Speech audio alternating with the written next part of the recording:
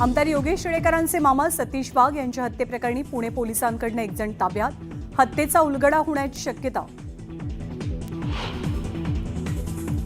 बीडच्या मस्ताजोग गावच्या माजी सरपंचाच्या हत्येविरोधात आक्रमक ग्रामस्थांचा रास्ता रोको, केसमध्ये एसटी बस आंदोलकांनी पेटवली, हत्येप्रकरणी दोघे अटकेत। कुर्ला अपघात प्रकरणी बस ड्रायव्हर संजय मोरेला 21 डिसेंबरपर्यंत पोलीस कोठडी, मोरेनं मद्यप्राशन केलं नसल्याचं समोर।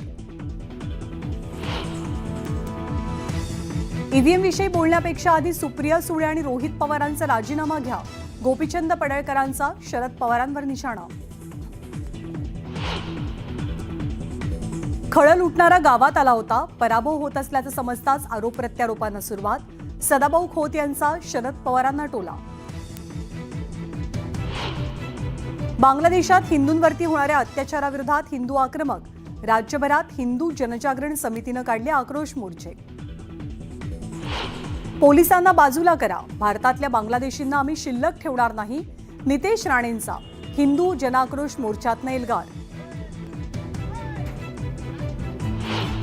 इंडिया आघाडीची ईव्हीएम विरोधातली भूमिका आज ठरण्याची शक्यता, दिल्लीत शरद पवारांच्या निवासस्थानी अरविंद केजरीवाल आणि मनू सिंघवींची महत्त्वपूर्ण बैठक।